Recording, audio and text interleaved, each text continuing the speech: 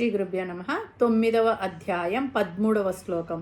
ఈ శ్లోకము భగవంతుణ్ణి శరణు వేడిన మహాత్ముల లక్షణాలను తెలియజేస్తుంది.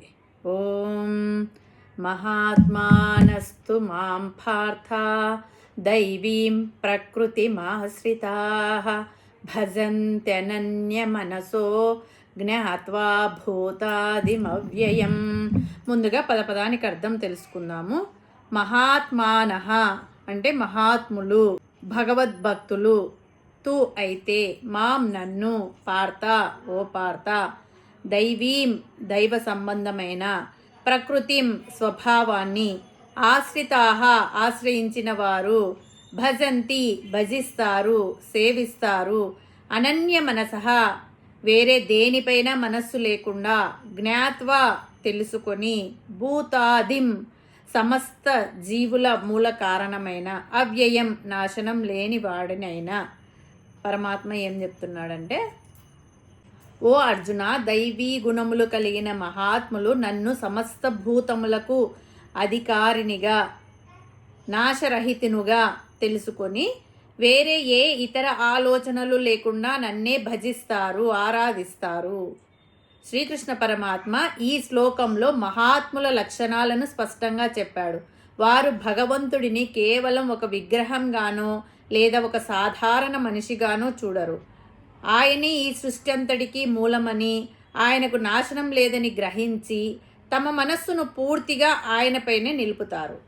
దైవీ గుణాలను కలిగి భగవంతునిపై అచంచలమైన భక్తి కలిగి ఉండేవాడే నిజమైన మహాత్ముడు. ముందుగా మనము దైవీ గుణాలంటే ఏమిటో తెలుసుకుందాము. దయ, క్షమ, సత్యం, వినయం, అహింస, సేవాభావం, భక్తి ఇవన్నీ దైవీ గుణాలు. ఇవి ఆచరించే వ్యక్తి తన జీవితమంతా భగవంతుణ్ణి స్మరిస్తూ ధర్మ మార్గంలో నడుస్తాడు. దైవీ ప్రకృతిని ఆశ్రయించిన వారు ఎల్లప్పుడూ సాత్విక గుణాలను కలిగి ఎప్పుడు పరమాత్మని భజిస్తారు.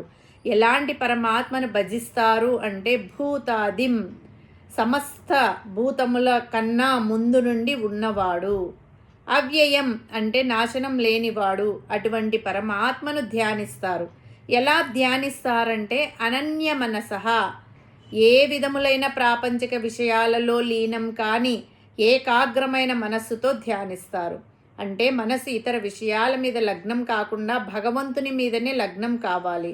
దానినే అనన్య మనసు, అనన్య భక్తి అంటారు. కాబట్టి మానవుడు ఈ ప్రకృతిలో ఆసురీ ప్రవృత్తి ఉన్నవి ఏవి, దైవీ ప్రకృతి ఉన్నవి ఏవి అని తెలుసుకొని, జ్ఞాత్వా అంటే తెలుసుకొని, ఆసురీ ప్రవృత్తిని వదిలిపెట్టి దైవీ ప్రవృత్తిని అనుసరించాలి. బుద్ధిని ఉపయోగించాలి.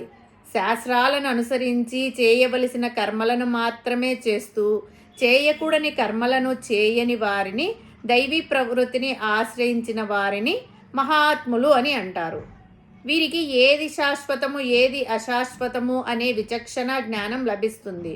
వీరు అశాశ్వతములైన ఆసురీ ప్రవృత్తిలో లభించే ప్రాపంచిక విషయాల వెనక చూడకుండా పరాప్రవృత్తి వంక చూస్తుంటారు.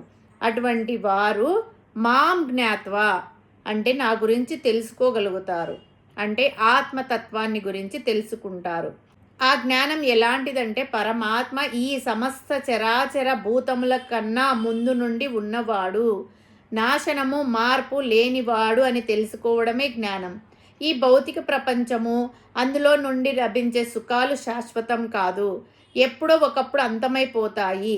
దానికన్నా మించిన పరమాత్మకు ఆది అంతము, మార్పు, నాశనము లేదు అనే జ్ఞానాన్ని సాధకుడు పొందుతాడు.